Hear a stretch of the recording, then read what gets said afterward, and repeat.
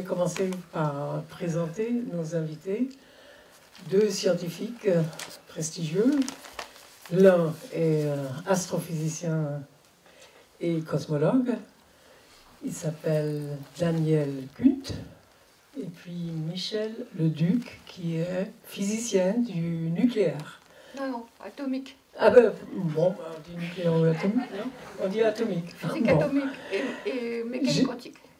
Et mécanique quantique. Ben, c'est encore plus difficile, je suppose. Alors, Michel Leduc a travaillé au CNRS, directrice de recherche. Elle a été couverte de prix et de distinctions. En 2008, par exemple, elle a été élue femme scientifique de l'année.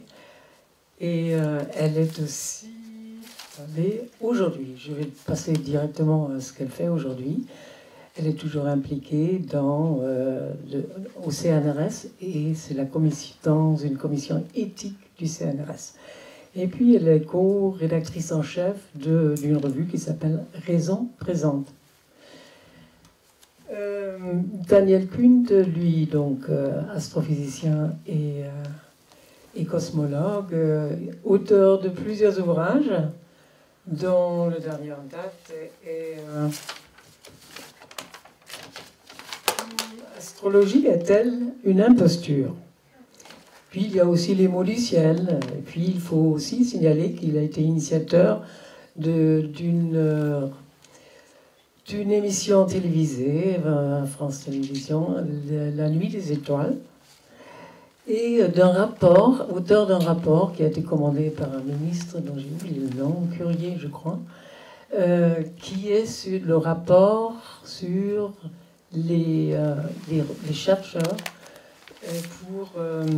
les chercheurs dans la vulgarisation scientifique.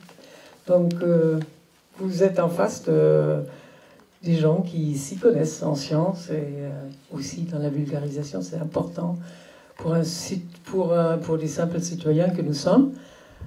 Et bon, je vais passer aux questions, si vous en avez. Il suffit de lever le bras et de parler fort. Parce que nous avons, à moins que quelqu'un se sacrifie pour passer le micro éventuellement, mais peut-être ça marche comme ça. Pardon? Voilà déjà une première question, madame. Elle est peut-être anecdotique, mais je voudrais savoir si le fait que vous ayez, qu'on parle à un moment dans le film du... Vous m'entendez pas? Si, on entend bien. Que le fait qu'à un moment dans le film, on dise qu'un produit peut être plus efficace, enfin, ou plus mortifère, peu importe, en toute petite quantité qu'en grande quantité, est-ce que ça pourrait être une preuve de l'efficacité de l'homéopathie ou ça n'a rien à voir? Non, c'est intéressant. Tu veux répondre? Oui, tu peux répondre autre chose sur l'homéopathie, c'est assez facile, mais je pense que ce que montrait le film, c'est que les marchands de doute, ceux qui essayent de nous faire croire que les vérités, les faits scientifiques ne sont pas valables, essayent de nous faire douter de ces faits bien prouvés en donnant d'autres faits scientifiques. Par exemple, sur le tabac, je vais donner un autre exemple qui n'est pas dans le film, sur l'amiante, par exemple. Vous savez, l'amiante a fait quand même beaucoup de dégâts, et pendant des années et des années, en France, les comités amiante n'ont pas voulu aboutir à des conclusions que le gouvernement pouvait accepter pour faire arrêter de revêtir les bâtiments d'amiante. Et l'idée, c'était que si l'amiante était en trop faible dose, il y avait des études qui montraient qu'en faible dose, elle ne créait pas de danger. Et la vérité, c'est que accumuler faible dose pendant des années sur un même organisme, c'était aussi dangereux, peut-être même plus dangereux que d'en inhaler une bonne dose d'un seul coup. Donc c'était des travaux alternatif qui était produit pour montrer qu'en faible dose, rien n'est dangereux. Et le film montre bien ça, je crois que pour le tabac, pour la pollution par le tabac en faible dose, le film montre qu'il y a des seuils. C'est pas pour le tabac qu'il le montre, je crois que c'est pour des pesticides en faible dose, très faible dose en dessous des seuils bien admis, à force et à l'usage, le danger peut être prouvé, mais c'est plus difficile à prouver. Voilà. Je sais pas, j'y arrive. Je pense qu'il y a, oui, il y a aussi des régimes. À certains régimes, vous avez un comportement qui peut être très différent, une autre abondance. Par exemple, la température, si on prend cela, dans le cas de la molécule H2O, vous pouvez très bien avoir de la glace, de la vapeur et du liquide. Et bon, il ne suffit pas de dire on va augmenter la température pour obtenir le même effet, pour obtenir de plus en plus de vapeur, par exemple. Il y a des phases où il se passe complètement autre chose. Et donc l'abondance n'est pas le seul critère dans un phénomène complexe avec plusieurs paramètres. C'est vrai pour la radioactivité. Et on a longtemps cru que sous une certaine dose de radioactivité, on était tranquille. Ben non, même ça, ça s'avère être tout à fait contesté. Monsieur ? Je voudrais rebondir là sur la radioactivité. Je me rappelle, dans les années 1975, sur le plateau de Larzac, j'avais assisté à une conférence sur le nucléaire, et je ne sais pas quoi en penser en fait, où un scientifique expliquait que justement ces seuils n'avaient aucun sens, et il disait il peut y avoir des microparticules qui peuvent être au contact d'une seule de vos cellules, qui peut devenir cancéreuse, et de là provoquer un cancer. C'était déjà dit dans les années 75, je ne sais pas ce que vous en pensez. Est-ce que c'était complètement farfelu de penser ça, ou est-ce que ça peut être quelque chose qui peut être réel et... Non, moi, je ne vous dirai rien sur le mécanisme, d'abord parce que je suis tout à fait incompétent dans ce domaine précis, mais effectivement, il s'agit de ça. Hein. Déjà, on avait évoqué le problème lorsqu'il y a eu les vapeurs de Tchernobyl et la radioactivité à petite dose. C'était déjà à cette époque déjà très, très discuté. Tu dois en savoir beaucoup plus dans ce domaine-là. Oui, non, mais c'est exact, oui. Mais c'est ça, c'est effectivement ça. Vous pouvez très bien avoir un impact sur une cellule qui ensuite va se développer parce que la cellule impactée va, elle, pouvoir agir d'une manière isolée avec ce qu'elle sait faire dans l'organisme. Alors que si vous avez tout un faisceau de particules, il y a peut-être une réaction immunitaire qui peut se développer à plus haute dose. Je ne sais pas, mais là j'invente, hein, je vous dis tout de suite. C'est d'ailleurs un des sujets qu'on pourra discuter. Jusqu'où va la compétence du scientifique, de l'expert, entre guillemets, à laquelle on a une légitimité que l'on connaît. Il faut faire très attention justement de ne pas sortir de ce cadre de légitimité qui est le nôtre et qui est d'ailleurs valable pour tout le monde. Mais les scientifiques font très attention en général à ne pas sortir de ce cadre de légitimité. Donc je vais m'abstenir tout au long de ce débat de parler de ce que je connais pas. J'essaierai de parler de ce que je sais, c'est déjà pas si simple que ça. D'accord.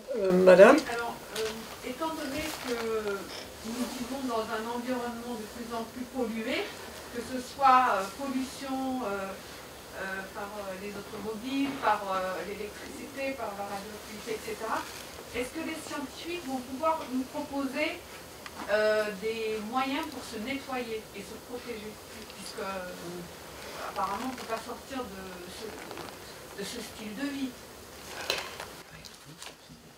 Je pense que les scientifiques, leur premier travail, c'est de montrer par des preuves irréfutables que cette pollution est dangereuse pour la santé.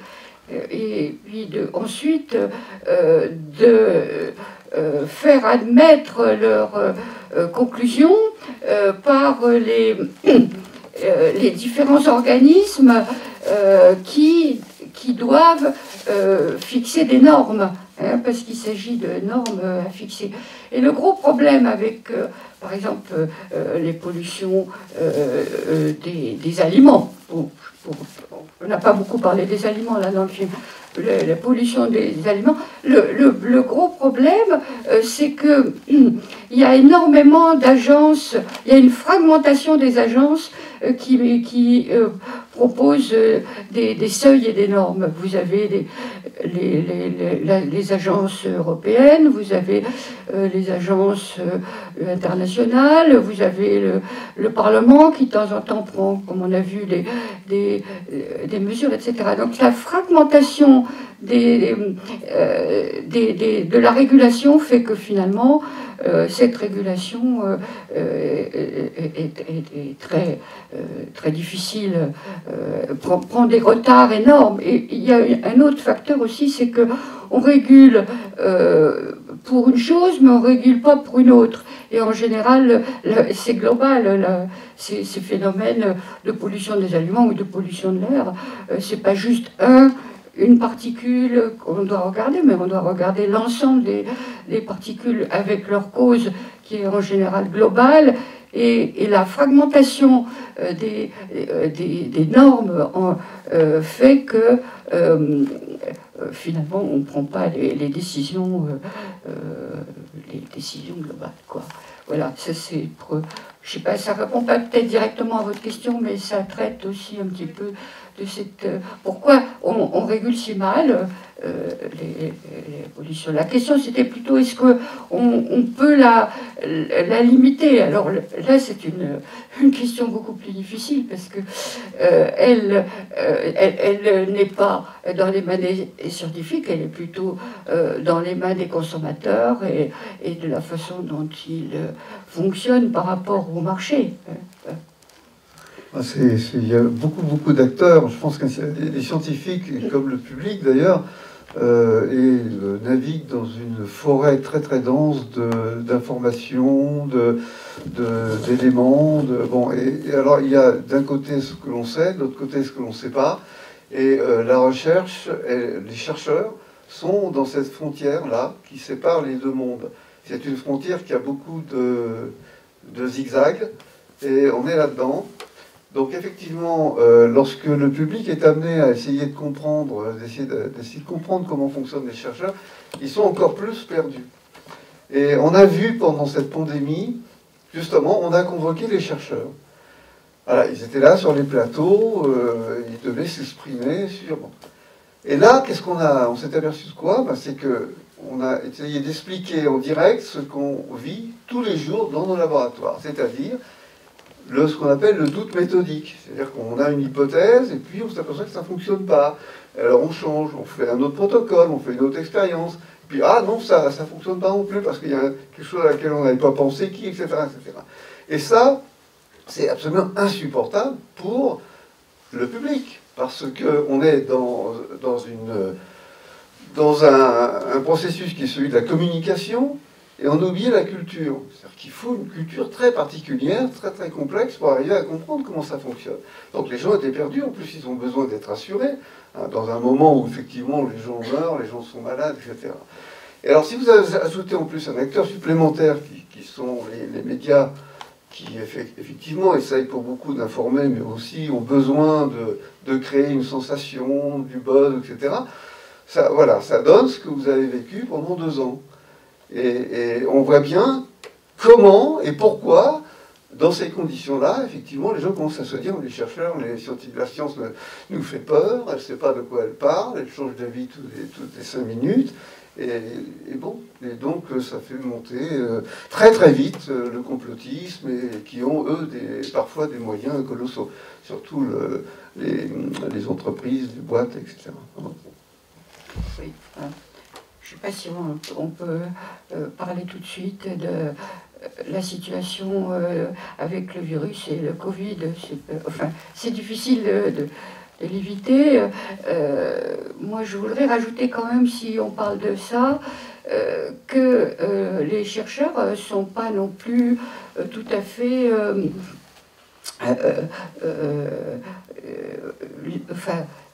ils ont quand même une part de responsabilité aussi dans la confusion qui a régné, qui continue à régner un peu sur le sujet des controverses autour du virus. Parce que, bon, bien sûr, il y a eu une communication absolument inadaptée, avec beaucoup de... finalement, les médias sont dans très peu de mains, les chaînes de télévision, grande audience, effectivement, font du buzz, comme tu dis, mais c'est un peu leur raison d'être. Elles mettent en scène un chercheur et puis un autre qui a une position opposée qui n'est pas fondée, mais ils les font débattre à égalité. Donc ça, c'est un petit peu faussé par les médias, mais les chercheurs ont aussi un petit peu... se sont un peu précipités aussi pour donner des résultats sur l'origine du virus, sur les traitements. Et alors on a vu la chloroquine, on va peut-être pas revenir sur le docteur Raoult, mais enfin quand même, on a vu aussi beaucoup de précipitation. Hein. C'était de la science qui s'est faite dans l'urgence quand même. Hein. Et on peut comprendre que les chercheurs aient été sollicités, se soient donné beaucoup de mal pour accélérer leurs recherches, et les éditeurs aussi d'ailleurs ont baissé un peu les critères pour la validité des publications. Mais bon, les chercheurs ont une part de responsabilité, je dis aussi ça. Voilà. Aujourd'hui, il y a encore des chercheurs qui disent de ne pas se faire vacciner, que pour le moment on n'est pas du tout sûr que ce vaccin est efficace, que c'est aberrant de vacciner pendant une pandémie, etc., qu'il faut 10 ans pour faire un vaccin. Donc à ce moment-là, qui croit? Et là, ça s'appelle le biais cognitif, c'est-à-dire que ce qu'on a expliqué tout à l'heure. En fonction de ce que vous pensez au départ, vous pouvez choisir vous-même, consciemment ou pas, l'interprétation qui vous va le mieux. Moi, je retiens, par exemple, que la plupart des chercheurs sont tout à fait enthousiastes qu'on ait réussi, justement grâce à une innovation, d'ailleurs, qui en fait a pris naissance il y a une quinzaine d'années, du vaccin ARN. Et ceux qui continuent à dire qu'il faut 15 ans pour faire un vaccin reposent, s'appuient sur les anciens virus. Les anciens vaccins, ceux qui reposaient sur une méthode différente. Donc vous voyez, là, c'est très intéressant, cette dualité là, qui s'installe. Donc c'est ce qu'on appelle le biais de je sais plus. Voilà. Oui, Cognition. Sur le vaccin et la résistance au vaccin, il faut voir aussi que il y a beaucoup de choses qu'on peut dire autour de ça, hein, mais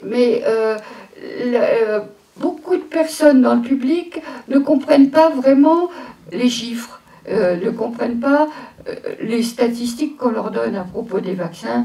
Il y a des pourcents de guérison, des pourcents d'immunité, des pourcents, on s'embrouille un peu parce que c'est pas forcément très bien expliqué. Et ce que le public souvent ne comprend pas, c'est la différence entre un risque à 1%, un risque à 100%, un risque à 0,01%, etc.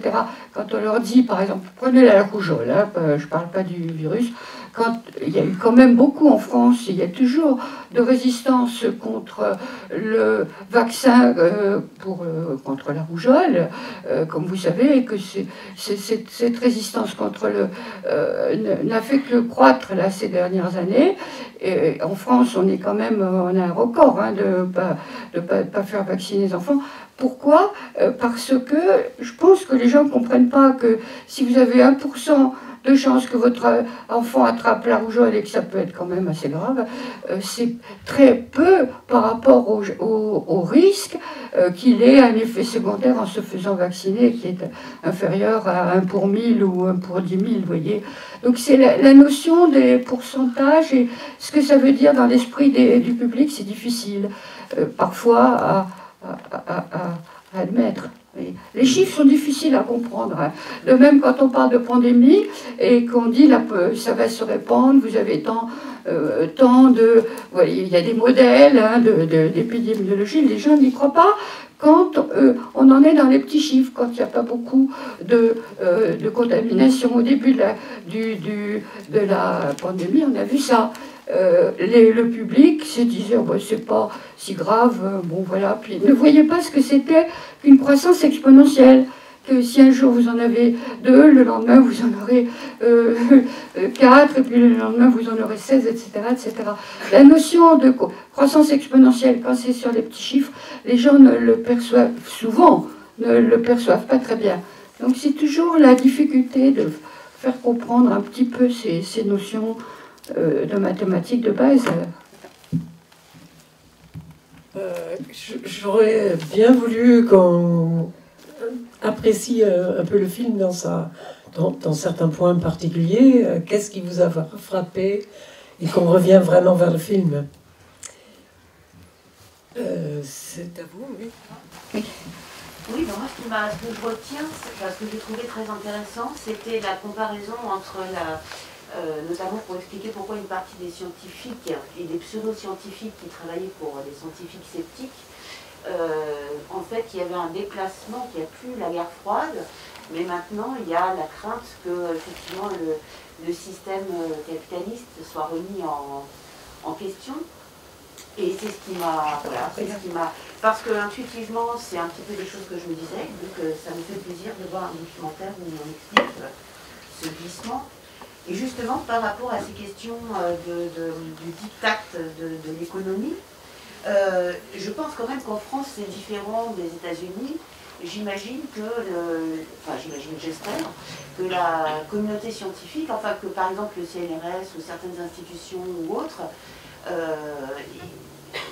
ça repose comme pour les universités, normalement, sur un consensus des chercheurs pour décréter de quelle recherche vous allez faire et quel est l'intérêt actuellement de la recherche. Alors je sais que par exemple, dans le domaine de la santé, il y a des oppositions entre les agences régionales de santé qui, de façon assez politisée, veulent que le médical fasse plutôt tel ou tel type de recherche et autres. Et je voudrais savoir, voilà, en France, quelle est la situation? Ben, écoutez, il y a des plans stratégiques pour les recherches qui sont définis par tous les organismes de recherche. Le CNRS a son plan stratégique avec 10 grands chapitres, dont l'INSERM a le sien, les universités c'est moins clair, mais il y a, vous savez, les recherches malgré tout sont quand même pas mal orientées par les sources de financement, hein, parce que vous ne pouvez pas faire, si vous êtes chercheur dans un labo, et si vous avez des idées que vous voulez développer, vous et votre équipe, si vous n'êtes pas financé, c'est difficile. Alors, en fait, ce qui fait vraiment le nerf de la guerre, c'est l'Agence nationale de la recherche qui vous donne des contrats, les contrats européens que vous pouvez avoir, et voyez si vous pouvez vous mettre dans la droite ligne. Et pour en revenir à la pandémie, vous savez, il y avait quand même des groupes au CNRS qui travaillaient sur les médicaments à base d'ARN. C'était plutôt pour des traitements que pour faire des vaccins, mais néanmoins, ils étaient très, très, très bien partis il y a 15 ans. Hein, et puis, finalement, ils n'ont pas eu les financements parce que c'était des sujets qui n'étaient plus très à la mode. Hein, et donc, pendant 15 ans, ils auraient pu progresser beaucoup plus s'ils avaient été financés. Puis finalement, maintenant, ils sont reconnus et de nouveau, ils ont des crédits pour continuer. Mais vous voyez, s'ils avaient eu les crédits, on aurait peut-être eu en France plus vite et peut-être un vaccin ARN messager français. Voilà, c'est ça que je sais pas. Cet aspect financier, il est politique ou il est quand même un peu plus limité en France du fait c'est ça qui m'inquiète, moi. Est-ce que c'est comme aux États-Unis où il y a des chercheurs, comment dire, je sais que j'y connais pas grand-chose dans la recherche, en fait, c'est pour ça que je pose les questions. C'est-à-dire qu'en fait, normalement, il y a une communauté scientifique, etc. Et tout ça, c'est en fonction aussi de ce que vous avez pu déjà démontrer, enfin voilà. Et vous avez une place, et du coup, on vous fait confiance sur le type de recherche que vous pouvez faire, etc. Et puis, il y a des gens qu'on peut prendre comme notamment des industriels pour détourner, etc. Et moi, ce que je voudrais savoir, c'est est-ce qu'il y a quand même... Quels sont les... Qu'est-ce qui peut garantir, justement, en France, que le politique et l'économique n'en sont pas trop écoutez, par le biais du financement ou du non-financement? Oui. Alors là, moi, je vous ai parlé des financements institutionnels, les crédits du CNRS et qui viennent du ministère, les crédits qui viennent de l'Agence nationale de la recherche. Mais il ne faut pas oublier qu'il y a aussi des crédits pour nos travaux qui viennent du privé. Hein. Donc, les industriels ne sont pas tous, quand même, comme ceux que vous avez vus dans le film, financer des travaux pour détourner la vérité. Vous avez quand même beaucoup de travaux qui sont financés, en particulier, je pense à la chimie, qui sont financés par la voie des industriels. Et d'ailleurs, les résultats de recherche en France sont plus que la moitié des recherches qui se font dans le privé. Hein, ça, faut le savoir quand même. Puis vous avez aussi les militaires qui financent la recherche en partie, etc. Donc il y a toutes sortes de financements par autre chose que les financements publics. Mais ça ne veut pas dire qu'ils sont tous biaisés comme on voit dans le film, mais tout de même, ils comportent des risques pour les chercheurs comme nous de conflits d'intérêts. Hein. Ça, c'est certain. Oui. Et puis ils sont quand même qualitativement différents, quand même, parce que la recherche fondamentale, la recherche pure, entre guillemets, hein, je n'aime pas trop le terme, ils ont recherche fondamentale et non recherche finalisée, c'est quand même ce qui permet de séparer les sources de financement. Voilà, c'est quand même... Ils se fondent un peu, hein, quand même. La marge est pas... Moi, je ne suis pas d'accord. Je pense que la marge est plus grande que ce qu'on vient de dire. Elle devrait être beaucoup plus grande qu'elle ne l'est. Voilà, et elle est de moins en moins depuis pas mal de décennies, parce que nos dirigeants, souvent ne connaissent pas grand-chose. Nos élus connaissent très peu de choses dans le domaine scientifique, dans la culture scientifique, ils sont malheureusement bien au-dessous de ce qu'ils devraient être et faire. Et c'est une des raisons pour lesquelles ils écoutent davantage les sirènes des industriels et des marchés que celle d'un chercheur qui va dire, écoutez, on va travailler dans ce domaine, non, je ne sais pas trop quelle application ça aura, mais voilà, et il se trouve que parfois, c'est pas toujours, mais parfois, les avancées sont fondamentales, sont extraordinaires, même pour les marchés. Et je pense que cette différence-là, elle est quand même sérieusement à l'œuvre entre la recherche privée et la recherche publique. Bien sûr que les choses ne sont jamais noires et blanches, mais c'est quand même ce qui fait la grande différence. Oh, il y avait d'autres questions. Il y avait une dame avant vous. C'était... Oui. Je voulais demander encore une chose, parce que dans les films, il y a beaucoup, on a parlé des dosages, les pollutions, les ingrédients dans le plastique, etc., etc. Et maintenant, nous sommes entre un dilemme, on peut dire, combien de doses peut supporter notre organisme. Et on sait que les vaccins pour l'injection peuvent diminuer dans sa efficacité avec le temps. Mais qu'est-ce qui se passe avec cette injection? Est-ce qu'il est éliminé par notre organisme? Il n'existait pas avant la suivante dose, etc. Et combien de doses? Est-ce que les recherches, on peut les supporter? Parce que sur chaque médicament, chaque traitement, on a une feuille. Il y a aussi une feuille que je sais pour les vaccins. Personnel lit correctement et même pas respecté. Ça, c'est une autre affaire. Et donc, je voulais savoir, est-ce que quelqu'un fait des recherches et d'études, combien on peut supporter? Et combien, et chaque organisme est différent, et il ne peut pas supporter la même quantité. Merci. Elle parle de vaccins, là? Oui. S'il y a une réponse, sinon on passe. Je sais pas. Non, je sais pas, mais je sais pas. Vous parlez du vaccin actuel, c'est ça? Ah, je sais pas. Moi, je sais pas. Je peux pas répondre à ça. Personne ne réfléchit même pas. Ah, si, je pense que les gens réfléchissent. Non, ne Mais croyez pas que les gens n'y spécialiste pour réfléchissent ça. pas. Il faut un spécialiste quand même. Oui. Monique. Oui, donc à propos du film, il démontre très bien les mécanismes de désinformation motivés par l'appât du gain, ça on a très bien compris. En revanche, face aux sceptiques, que ce soit sceptiques vis-à-vis du climat, du Covid et autres, on a vraiment l'impression de rentrer dans le domaine de la religion. On est dans l'irrationnel total. Et là, en fait, il y a un sentiment d'impuissance parce que comment les convaincre? On est dans les sciences molles totales. Là, il n'y a plus aucun argument qui va pouvoir les convaincre. J'ai l'impression qu'on change complètement de domaine. Et comment arriver à convaincre ces gens-là, finalement? Oui, c'est une question extrêmement intéressante parce que on bloque. On a parlé des fake news aussi, c'est pareil. Comment est-ce qu'on peut, quand on est scientifique, combattre les fake news? On peut toujours essayer de démonter une fake news qui circule sur les réseaux sociaux. Vous avez bien vu comment ça se bloque là. C'était très très bien fait dans le film. On voyait les réseaux sociaux rouges et les réseaux sociaux bleus. C'était sur le climat, je crois. Oui.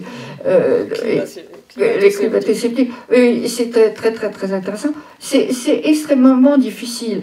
Et les sciences molles, comme vous les appelez, les sciences humaines et sociales ont quand même déjà pas mal réfléchi sur comment on peut s'y prendre. Et je pense que Mathias Girel, là, qui était cité dans le film et qui a aidé aussi à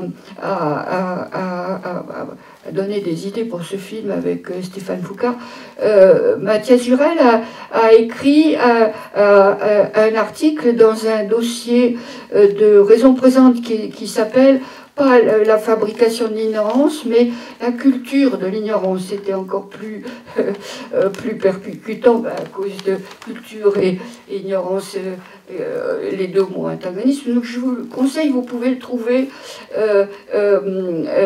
C'est gratuit, il est gratuit. Vous faites Raison Présente, culture de l'ignorance, et vous avez tous les articles.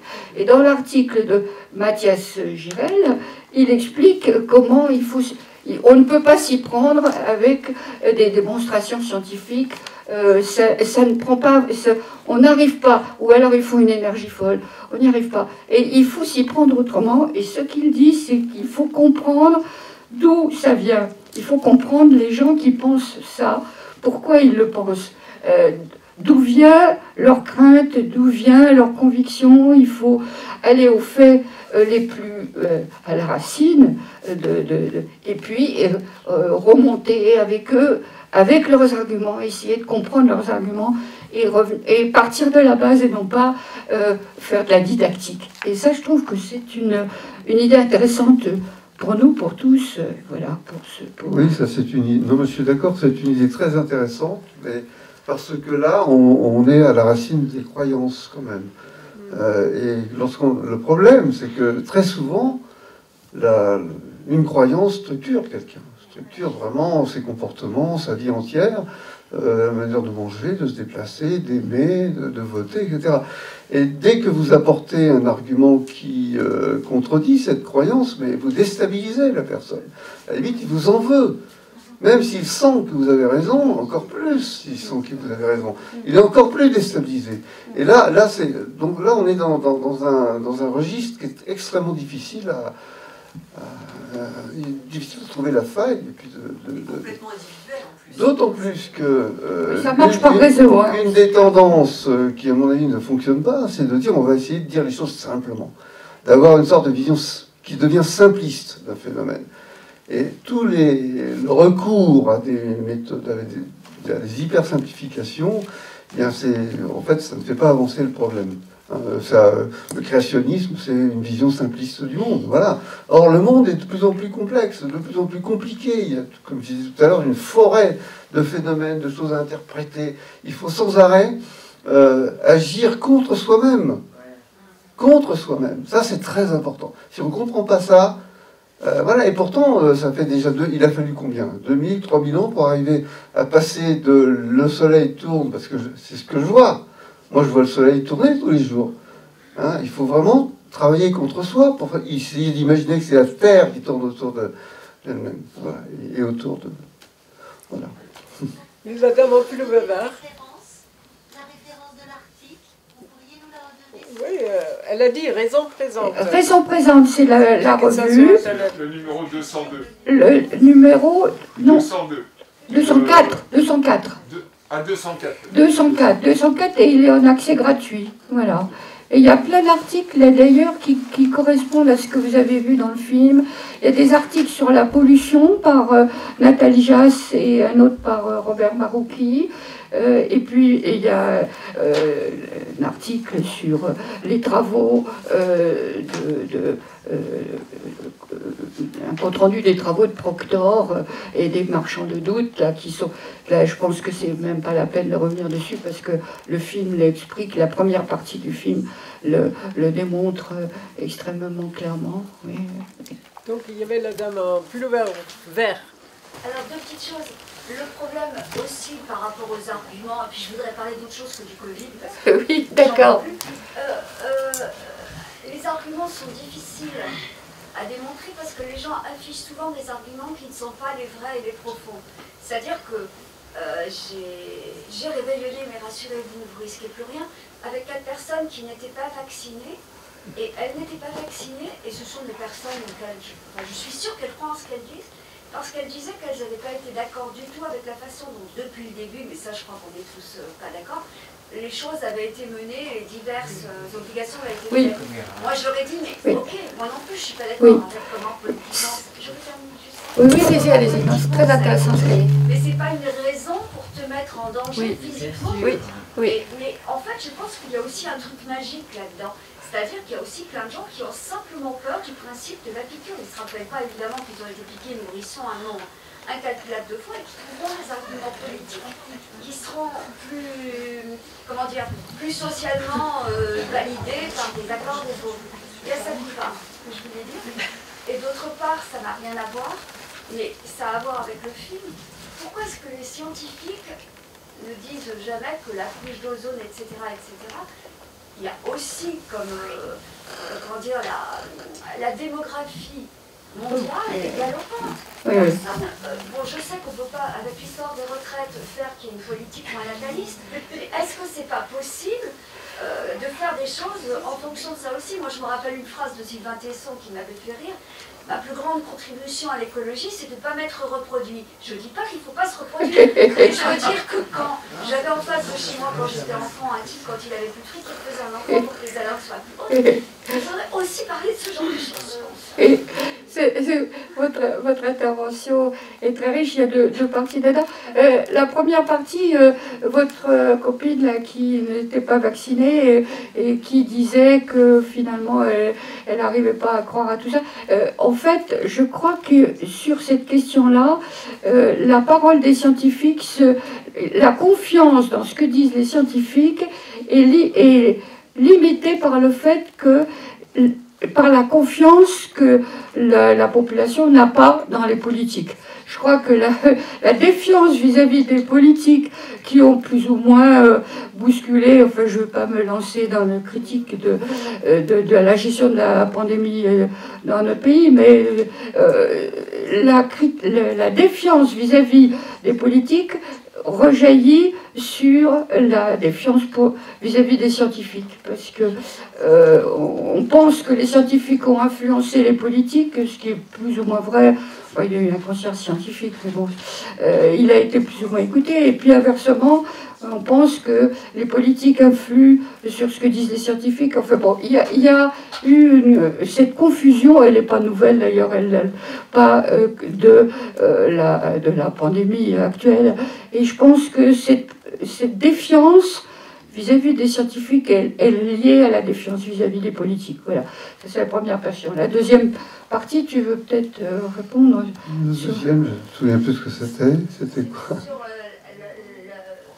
La démographie galopante. Ah oui, non, mais ça c'est vrai qu'il y a eu beaucoup de choses dans tous les domaines. Mais là, on vient de parler du lien entre scientifiques et c'est quand même pas des cloisons étanches. Lorsqu'on a mis en place, élaboré la bombe nucléaire, les scientifiques étaient au premier plan et les politiques évidemment aussi, puisqu'ils attendaient avec impatience que la mise en place. Bon, lorsqu'on a inventé, enfin découvert la radioactivité, c'était extraordinaire. Mais il y a eu aussi des gens pour se dire, bah, tiens, on va guérir. Et puis on s'est aperçu que c'était pas si simple que ça. On n'a pas guéri tout de suite. Il y a des gens qui sont morts, hein, parce qu'il y avait trop de doses. Les doses étaient Marie Curie en premier. Voilà. Donc je crois qu'il y a toujours, malheureusement, un lien, heureusement, parce qu'il y a aussi des communautés de vues parfois. Hein. Mais dans le cas de la Covid, c'est justement, dans le cas qui nous intéresse, c'est un exemple. Il y a des bons et des mauvais scientifiques. Il n'y a pas que des bons scientifiques. Et le problème, c'est pourquoi ça fonctionne quand même, la science. C'est pas parce qu'on n'a que des bons éléments. C'est parce qu'on met en place un système de référie, un système de contrôle, et que, in fine, les mauvais articles, les erreurs sont éliminées. C'est ça qui est important. Mais évidemment, quand vous placez cela devant... au vu et aussi tout le monde à la télévision le soir dans un débat, les gens ne comprennent pas ça. Les gens, ils ne retiennent qu'un truc, c'est que, bon, voilà, c'est à l'intérieur des laboratoires que ça se passe comme ça, et c'est ce qui fait avancer la science. Mais sans l'expliquer, montrer comment la science peut effectivement se comporter comme ça a été fait avec une ou deux personnes, dont le docteur Raoult, ben, c'est terrible pour l'image de la science, effectivement. Il y a une question tout au fond. Madame, oui. Je voulais répondre sur le climat, mais c'est pas rien. Dans le film, on a vu que les gens qui sont nés au mois de mars, ils ont plus de possibilités de développer le cancer des poumons. Alors, comme je suis martienne, alors... Ça dépend si vous êtes bélier ou poisson, madame. Alors ça, c'est toi qui vas répondre. Non, mais cette histoire de cancer et de mois de mars, elle est donnée dans le film comme un des exemples de toutes les études alternatives et les multitudes d'études que les industries du tabac ont fait faire à des scientifiques ou des pseudo-scientifiques, mais souvent des vrais scientifiques qui s'y prêtaient, pour montrer qu'il y avait d'autres causes du cancer du poumon que le tabac. Et donc, il y en avait qui étaient complètement ridicules, montrer des corrélations entre le cancer du poumon et puis le crâne chauve ou je ne sais pas quoi. Enfin, il y avait des choses très rigolotes dans le film, et puis elles sont certainement véridiques, non pas les choses qui sont les études scientifiques, mais ce sont certainement des exemples d'études qui ont été commanditées par ces industries du tabac. Et donc celle-ci sur la corrélation entre la naissance et le cancer du poumon est une étude certainement fallacieuse. Je crois effectivement, ils ne sont pas allés à fond au fond de ce problème-là, de cette étude. Elle n'a pas été analysée en détail. Mais disons que c'est le mécanisme qui est intéressant à retenir dans ce film. C'est que pour que les gens ne focalisent plus sur le tabac et le cancer, on essaye de trouver plein d'autres causes, etc., dilatoires. Et corrélation ne veut pas dire cause en plus. Hein, parce déjà, il peut y avoir des corrélations et qui ne sont pas des causes. Mais on peut prendre l'exemple de l'astrologie, puisque vous avez parlé du mois de mars, donc je reviens à la planète Mars. Il y a eu pendant très longtemps l'idée que les sportifs de haut niveau, au moment de la naissance, ils avaient la planète Mars dans leur ciel, bien placée. Bon. Alors ça s'appelait l'effet Gauquelin. Et les astrologues étaient très contents avec ça. Ils disaient, vous voyez, on a fait... Parce qu'il y a eu un scientifique qui s'y est intéressé, qui avait cru voir un lien entre les deux. Et les astrologues se sont servis de ça. Parce qu'ils n'ont qu'une hâte, c'est de montrer que l'astrologie est scientifique. Voilà. A les mêmes capacités de persuader, de prouver que la science. Bon, ça a été repris, bien sûr, cette étude a été reprise, comme toujours, parce que lorsque vous avez quelque chose d'extraordinaire à montrer, il faut évidemment des preuves extraordinaires aussi. Hein, voilà. Et là, c'était quand même tout à fait intéressant. Donc ça a été repris sur des milliers d'exemples. Et on a fait attention à l'échantillon. En statistique, c'est très compliqué la statistique. Il y a des tas d'effets qu'il faut vraiment traquer, comprendre pour essayer d'être sûr de son résultat. Et donc il y a des biais, il y a des échantillons qui sont pas très bons, etc. Et ça a été refait plusieurs fois, et maintenant le phénomène a complètement disparu. Plus personne ne parle de l'effet Mars chez les sportifs de haut niveau, c'est terminé. L'échantillon était trop petit, il était mal fait, enfin bon. Donc il faut faire très attention. L'astrologie a évolué aussi. Tellement peu. Bon. Alors, si l'astrologie a évolué, c'est dans le sens de la rationalité, justement. Elle s'est dit, il faut quand même, nous sommes en concurrence avec la science, nous allons nous rationaliser. Alors, mais tellement peu que ça vaut pas la peine de s'y intéresser plus que ça. Madame, et puis après l'autre dame. Pardon, vous avez parlé effectivement du fait que certains médias étaient regroupés voilà, avec une influence, avec pas mal d'influence, et c'est vrai que j'entends quand même pas mal d'universitaires, notamment parce que moi je prends nos sciences de façon globale. Donc pour moi, un géographe, c'est aussi un scientifique. Oui, bien sûr. Un géographe. Bien entendu. Oui. Bon. Donc en fait, moi, ce qui m'avait surtout interloqué dans le fait qu'il y ait, vous y avez fait allusion tout à l'heure au comité scientifique autour du gouvernement pour pouvoir donner des conseils, etc. Et je sais que pas mal d'universitaires avaient été assez choqués du fait qu'il n'y ait que des médecins, mais qu'il n'y ait pas, par exemple, d'anthropologues, dans le conseil scientifique, de géographes. Vous voyez, parce que ce problème était un problème global et à réfléchir globalement. Oui, vous avez raison. Le conseil scientifique qui a été créé avec Delfrécy à sa tête, que vous avez tous vu à la télévision, qui a été créé au moment au démarrage de la pandémie. Ça va bientôt faire 2 ans. Il comporte des médecins. Enfin, il y a beaucoup de médecins de différentes spécialités, mais il y a quand même 2 personnes de sciences humaines et sociales. Alors, ça a été critiqué comme étant trop peu, et je partage cette opinion. Mais néanmoins, on peut dire qu'ils ont quand même relativement bien travaillé. Et ils prennent beaucoup de conseils, parce que je connais un petit peu Delfrécy, ils prennent beaucoup de conseils en dehors de leur propre nombre. Ils ne sont pas beaucoup, hein, ils sont moins de 20, et il prend beaucoup de conseils des sciences humaines et sociales, en particulier des sociologues. Et leur conseil, quand même, souvent tient compte de la façon dont leur avis peut être pris, s'il était appliqué par le gouvernement, par la population. Donc ils essayent d'être pondérés en fonction de ces critères-là. Ils font ce qu'ils peuvent, hein. J'aimerais pas être avec eux. La dame avec des cheveux noirs et le masque noir. Bonsoir. Moi, ma question, c'est simple. Je voulais juste savoir pourquoi on n'arrive toujours pas à interdire le bisphénol A. C'est bien qu'il était interdit pour les bébés, mais en ce qui concerne les adultes, nous, on est en contact aussi avec le film l'explique, hein, non, c'est un petit peu expliqué dans le film. Moi, j'en sais pas plus que ce que j'ai vu dans le film. C'est que y a beaucoup de résistance à l'idée que c'est vraiment complètement scientifiquement fondé. Donc la stratégie des lobbies qui s'y opposent, parce qu'il y a quand même beaucoup de lobbies qui s'y opposent, des lobbies industriels bien sûr, la stratégie des lobbies, c'est de dire plus d'études, il nous faut plus de sciences.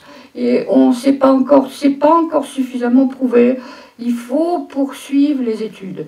Et c'est un peu ça que montre le film aussi, c'est la requête de plus de sciences pour repousser les décisions et les normes qui sont mises. Hein. Mais sachant que la démonstration qui vient faire le documentaire qui fait qu'on choisit spécialement un animal pour fausser l'étude, est-ce que ça, c'est pas assez suffisant? Oui, ça vous paraît suffisamment clair, moi peut-être aussi, surtout vu du film, mais avant que les agences de régulation, vous savez, les agences de régulation, comme celle qui est à Bruxelles, elles sont soumises à des lobbies incroyables. Hein. Donc, elles ont des règles de déontologie. On écoute une association qui est contre, on écoute un lobby, on écoute un politique, ça c'est leur règle. Et puis après, en moyenne. Hein. Donc, il faut voir comment ça marche. Voilà, au 4e rang, madame. Bonsoir et merci beaucoup de nous avoir invités à voir ce film. Moi, ce que je retiens, c'est la façon dont dans la communauté humaine, on peut transposer ces phénomènes dans notre tête. C'est-à-dire comment nous pouvons adopter un esprit scientifique, c'est-à-dire un esprit du doute. Monsieur avait parlé d'aller contre, c'est-à-dire les tendances habituelles sur lesquelles nos croyances, dictées par les croyances sur lesquelles notre vie, depuis qu'on est petit, etc., dans telle famille, dans tel clan, dans telle société, dans telle culture, nous a porté à penser. Et comment se prête à penser, cette immédiateté de la pensée, de la réaction en soi, on peut la véhiculer auprès de tout le monde. Alors, en externe, c'est les réseaux, en parler au bar, au café, en parler dans des communautés, mais aussi à l'intérieur de soi, c'est se convaincre qu'on a raison et vouloir convaincre toutes les parts de soi en soi qu'on a raison. Sauf qu'en fait, effectivement, avoir un esprit de lucidité, ça coûte des efforts, mais ça peut être une voie, et j'allais dire cette phrase Augusta per Angusta, c'est-à-dire à des fins illustres par des voies étroites, c'est-à-dire c'est difficile, c'est un chemin de crête, mais la façon dont on peut être exigeant vis-à-vis de soi-même, se contredire, se demander, se poser la question sur notre façon de penser, notre façon de manger, les questions qu'on se pose, est-ce qu'on a de la glu pour ne garder qu'elle, ou se proposer des temps de latence pour réfléchir, se questionner, douter, avoir le loisir de douter, me paraît très intéressant, parce que là on le voit au plan sociologique, au plan social, économique, en un macrocosme, mais moi ça m'interroge beaucoup et ça me revigore sur l'idée d'adopter cette veille à l'intérieur de moi. Madame, vous pensez que tous les gens sur cette terre ont la capacité de réfléchir autant que vous, là? Non. C'est génial ce que vous dites. Non. Mais moi, ce que je conteste, c'est les gens qui aiment fumer. Pourquoi est-ce que les cigarettes, finalement, c'est du poison? Pourquoi les gens qui aiment manger des tartes avec de la crème? On a tous des biais, mais soyons, même si nous sommes des scientifiques par métier et des experts qui sont consultés éventuellement, il faut faire quand même attention pour se libérer des biais qui peuvent nous affecter ce que nous pensons et ce que nous disons. Et ça, c'est quand même difficile. Je pense à un biais, par exemple, que beaucoup de scientifiques ont, je pense, c'est le biais du militant. Parce qu'on croit qu'on va définir quelque chose sur le climat, par exemple, mais on peut être aussi des militants pour le climat. Et donc, la façon dont on va présenter nos résultats et les penser nous-mêmes, peuvent être pas tout à fait objectif parce que on est militant. Il y a des biais comme ça, il y a des biais de croyances, il y a des biais de religion, il y a des biais de... J'ai quand même pas mal de connaissances dans le monde de l'Afrique du Nord, puisque je travaille avec des Tunisiens. Eh bien, vous avez quand même pas mal de Tunisiens qui ont des biais. Ah ben ça c'est dans le Coran, quand je fais une exposition. Ah oui, ça c'est dans le Coran. Ça c'est pas dans le Coran. Ah, vous croyez quand même que il faut travailler pour que leur dire c'est peut-être dans le Coran, mais ça veut peut-être pas dire littéralement ce qui est marqué dans le Coran. Donc vous voyez, la terre est plate dans le Coran, par exemple. Bon, il y a eu des thèses sur la terre plate en Tunisie, que évidemment les scientifiques les scientifiques tunisiens les ont bien secoués, mais on a des biais qui tiennent à notre culture. Hein. Et si on est anthropologue, vous en citeront beaucoup, des scolaires vous en citeront beaucoup des biais de culture dans les connaissances. Voilà. Oui, c'est vrai qu'une science est toujours reliée au contexte dans lequel elle se fait, mais elle essaye quand même de rendre ses résultats indépendants de cette société et ce contexte historique. De même que les résultats scientifiques doivent être compris par tout le monde, quelle que soit la langue que l'on parle, quelle que soit la religion que l'on a, quelle que soit la manière dont on vit. Et quand on lit un article scientifique, que ce soit biologie ou mécanique quantique ou astrophysique, mon domaine, je ne sais pas.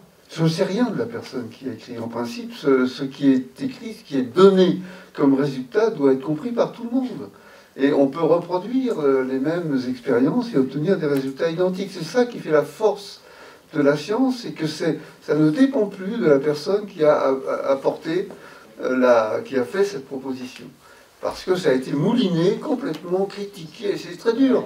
On ne s'amuse pas entre nous, hein, on se critique, on se remet en cause. Vous avez, quand vous auriez un article qui revient avec des tas d'annotations, on vous demande même de refaire l'expérience. Et quand bien même votre article paraît, d'autres laboratoires vont refaire les mêmes expériences.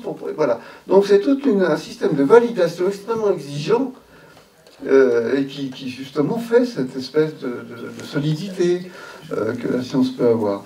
Et pour en revenir à ce que vous disiez tout à l'heure, effectivement, oui, mais la liberté de chacun, on la conteste pas, tant que vous avez le droit d'avaler 2 litres d'huile par jour, si vous aimez ça, mais je ne suis pas persuadé que ça sera excellent pour votre santé. Vous avez le droit de fumer 4 ou 5 paquets de cigarettes par jour, mais on a le droit aussi d'expliquer, d'une part, que le cancer par le tabac passif, ça gêne les autres, et on peut aussi vous dire que c'est compétent pour votre santé.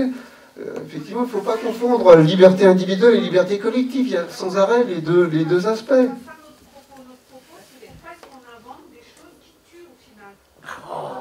Mais qui invente quoi? Ah, mais le tabac, ça fait des milliers d'années que les gens fument du tabac. Et ça ne fait que 50 ans qu'on commence à comprendre la réelle nocivité du tabac. Et ça, c'est grâce en particulier à l'activité scientifique. Donc vous voyez que c'est pas... Bon, c'est une science en marche. Hein. Franchement, c'est ça, d'ailleurs, la difficulté avec les scientifiques, c'est que ils ne trouvent que des vérités provisoires. Donc, c'est jamais définitif, c'est en marche. Ça dépend. Il y a des, bon, je sais pas, il y a des choses qui sont quand même encore qu'on ne remet pas en cause. C'est dans notre travail de recherche que on a des hypothèses qui sont provisoires, mais il y a des résultats qui sont acquis quand même. D'accord. Sinon, vous ne prendriez pas la Terre est plate, oui, effectivement, ça c'est. Galilée a trouvé le contraire et a fait la preuve. Pas Galilée, ça date de l'Antiquité. Oui, Bruno, comment il s'appelait? Bruno, Giordano Bruno. Oui, la dame là au fond. La dame égyptienne, là, d'Alexandrie, c'était quoi son nom? Hypatie. Oui. Ah, Hypatite. Ah oui, mais c'est une grande dame. Hein, ouais. On lui a coupé... Alors, c'est les chrétiens qui l'ont coupé en morceaux. Ouais, il y a une époque où les chrétiens étaient comme ça. Comment? Après, c'est à toi. Oui, la dame aux cheveux blonds. Bonjour. Madame, vous qui, je crois, êtes au comité éthique du CNRS, on en est où aujourd'hui? Est-ce que vous savez où on en est aujourd'hui des principes de précaution? Oui, oui.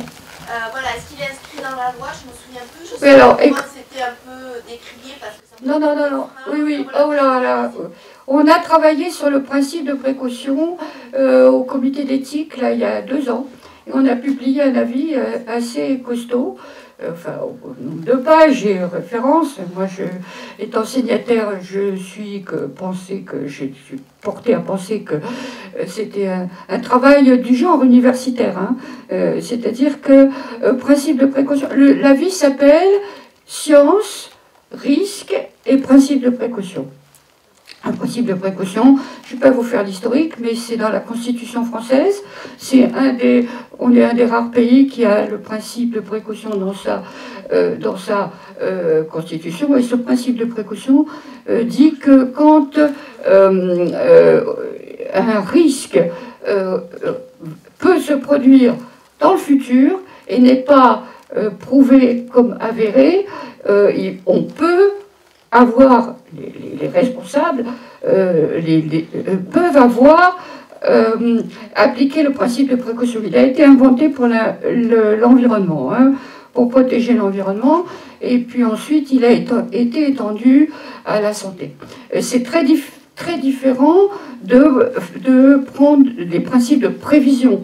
Si vous avez un risque dont on sait qu'il va se produire, les décideurs ont intérêt à prendre des mesures de prévention. Mais la précaution, c'est beaucoup plus subtil parce que ça s'applique à quelque chose qui n'est pas prouvé. Voilà.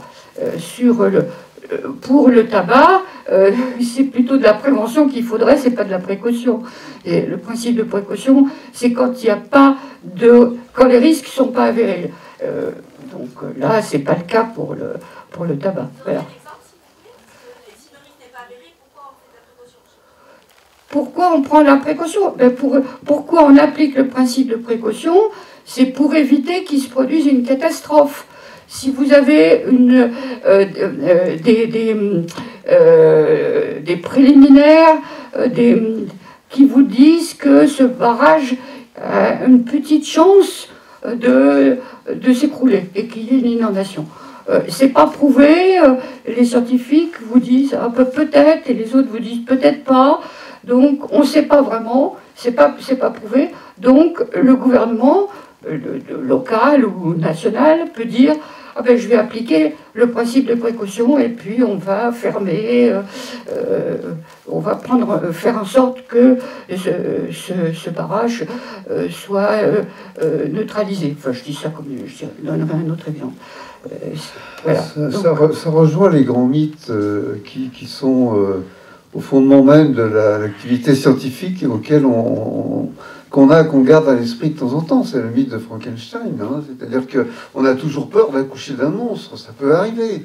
Donc voilà, ce mythe-là, il est toujours présent, plus ou moins, de ce monstre qui sort d'un laboratoire, dont on ne connaît pas, dont on peut avoir peur des conséquences. Ça peut toujours arriver. Donc je crois que le principe de précaution, il est là. C'est-à-dire qu'il se dit, si vraiment les bénéfices qu'on peut avoir en mettant en place tel et tel résultat, sont inférieurs à la catastrophe qui peut arriver si jamais au contraire ça se passe autrement, eh bien dans ce cas-là, on applique le principe de précaution, c'est tout.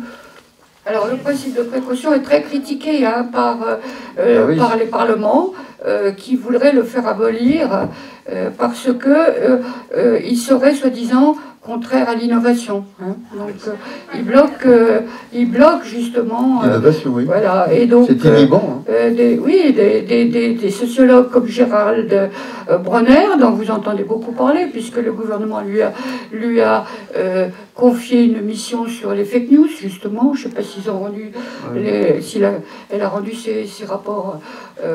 Mais Gérald Bronner a écrit un livre contre le principe de précaution, par exemple. Ouais. Et qu'il pense que ça bloque l'innovation. Il est à l'Académie des technologies. Et l'Académie des technologies est aussi contre le principe de précaution. Enfin, on dévie par exemple du sujet peut-être, mais bon, pas tout à fait. Christian.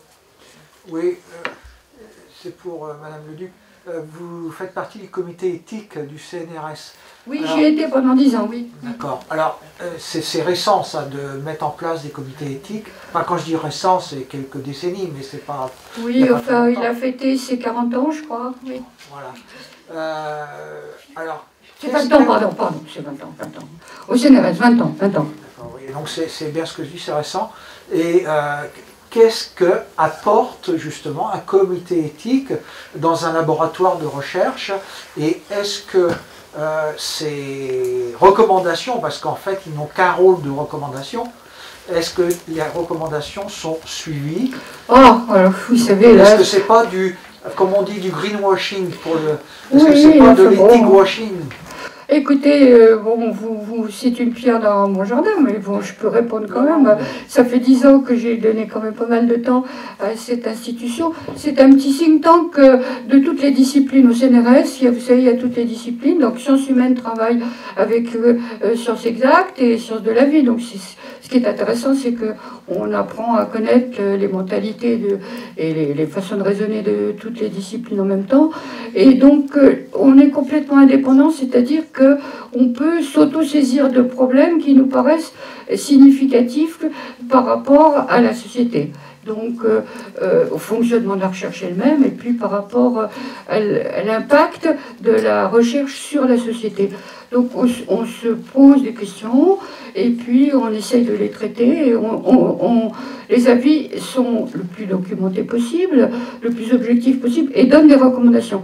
Alors les recommandations sont d'une part pour l'institution, quand je dis CNRS, c'est aussi les universités, puisque nos labos sont complètement mixtes, c'est aussi l'INSERM, enfin bon, c'est le monde académique et les chercheurs.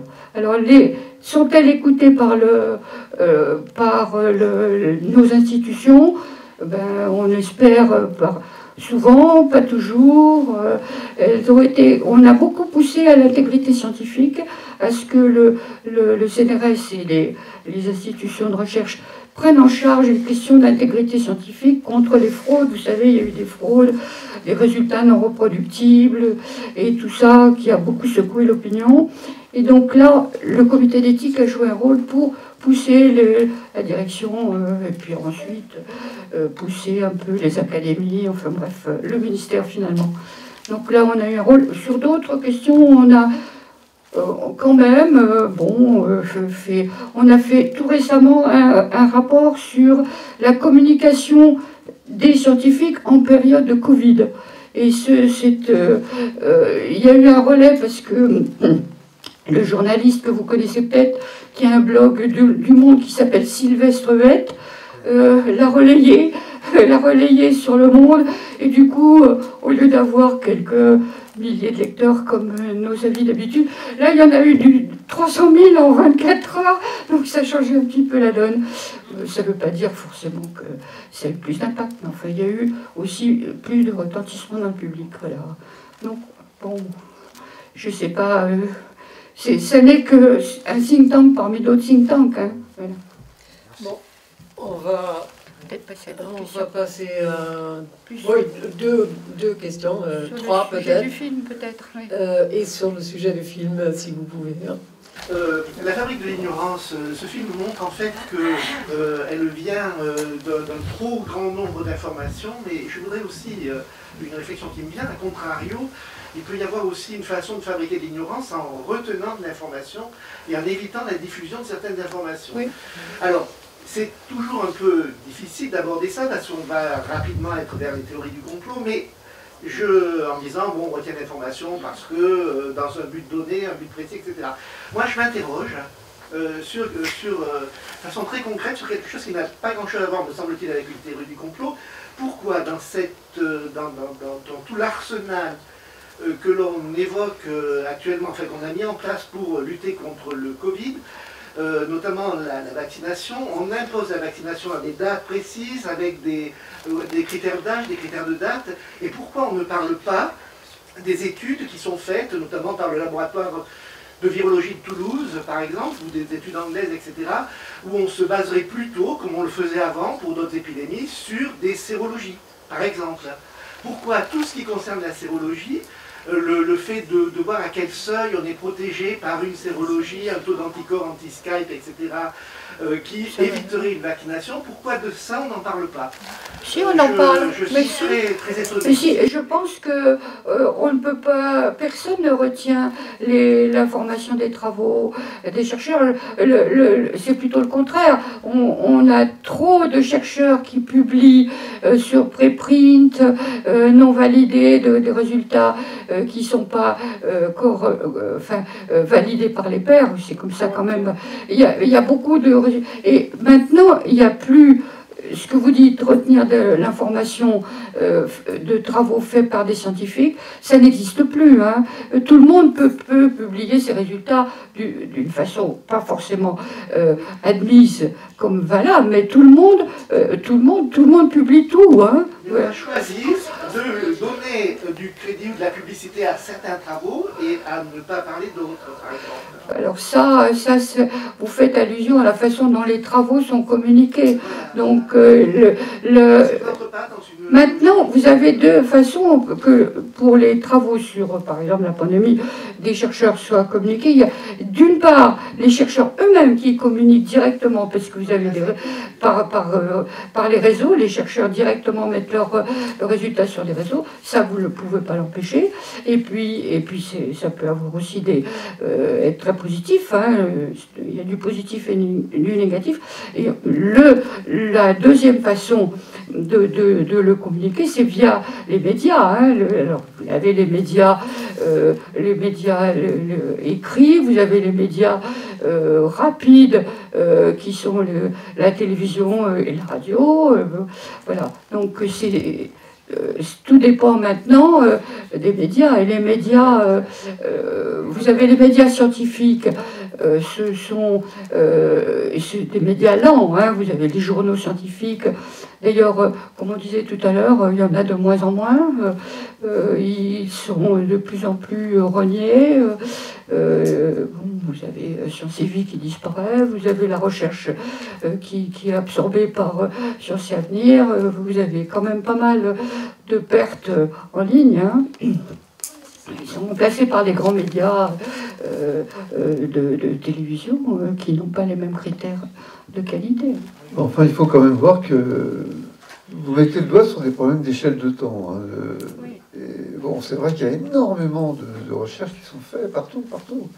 Et donc il y a déjà un problème d'échantillon, il faut attendre souvent le résultat que les bénéfices secondaires, on les voit tout de suite avec le virus, mais il y a toujours avec le vaccin, mais il y a toujours des gens qui se disent, après tout, qu'est-ce qui va se passer dans 10 ans ou dans 20 ans? On peut se poser la question. Bon. Et effectivement, alors là, on n'a pas le recul, c'est vrai, mais on a aussi des milliers, des milliards de gens qui se sont fait vacciner, il y a plein de choses comme ça. Donc ce qui manque maintenant, c'est la synthèse de tout ça. Vous avez des tas d'informations contradictoires, vous avez une forêt d'informations qui nous arrive tous les jours, avec des tas de gens qui commentent, des commentateurs qui sont experts, d'autres qui ne le sont pas, mais qui se permettent quand même. Donc voilà, je crois que c'est ça la situation. Et effectivement, le fait qu'on puisse tous publier, c'est bien. C'est pas bien, parce qu'il faut quelqu'un qui interprète ça. Et la plupart du temps, le public ne peut pas le faire, ne sait pas le faire. Moi non plus, je ne sais pas. On est tous, disons, en situation de public, vis-à-vis, même les chercheurs, vis-à-vis d'un domaine qui n'est pas le nôtre. Et ça, c'est ça qu'il faut garder à l'esprit. Alors en plus, vous avez les politiques qui ont d'autres intérêts, immédiats ou électoralistes. Donc on voit bien qu'on est dans une confusion très très grande vis-à-vis d'un problème qui nous balaie depuis 2 ans, par exemple, pour prendre cet exemple-là. Voilà, la science n'est pas la seule à être sur la scène. Alors, quand on dit qu'il n'y a pas de rétention, si, il y en a eu. Souvenez-vous de Tchernobyl, le nuage devait s'arrêter à nos frontières. Donc ça, c'est typiquement le cas d'une rétention d'informations. Il y en a, ça arrive, bien sûr. Pourquoi est-ce qu'on ne fait pas faire comme dans d'autres pays, la sérologie avant? Parce que moi, j'avais eu Covid il y a 16-17 mois, et mon touriste m'a dit, avant de se faire piquer, qu'il fallait d'abord que je fasse un... Non, mon médecin, moi, m'a dit le contraire. Mon médecin m'a dit, faites pas de sérologie parce que vous allez avoir je vais vous expliquer. Mon médecin m'a dit que vous avez effectivement des mutations telles que ce sont les vaccins les plus récents qui sont capables de réagir sur le virus actuel, le virus que vous aurez éventuellement contracté ou que vous allez pouvoir contracter. Donc il ne faut pas, c'est pas parce que vous avez des anticorps que c'est valable nécessairement valable, on n'en sait rien vraiment, pour les variants qui arrivent. Dans le film, il y a une progression. Au départ, on part sur un cas assez simple, le tabac, qui concerne une partie, je dirais, de la population. Et puis après, on arrive sur le bisphénol, qui est plus complexe et qui comporte, ça se produit au niveau des bébés, donc ça comporte beaucoup plus de grandes de population. Et puis après, on arrive sur le climat, qui là concerne le monde entier. Or, sur Arte, tout récemment, il y a eu un film qui retrace un peu, qui essaye de monter l'agression au Capitole. Et ce qui est très intéressant, c'est que quand on met donc cette histoire en parallèle, on s'aperçoit qu'on est dans la même démarche que la démarche du film, la culture de l'ignorance. Et c'est encore d'autant plus intéressant quand on voit aujourd'hui les menaces auprès de nos députés en France et d'ailleurs dans d'autres pays. Et je me demandais s'il n'y avait pas, si finalement on n'était pas dans une mouvance très importante et très globale justement de cette culture de l'ignorance, c'est-à-dire que ça dépassait la science, mais ça touchait le monde politique, ça touchait les démocraties en fait.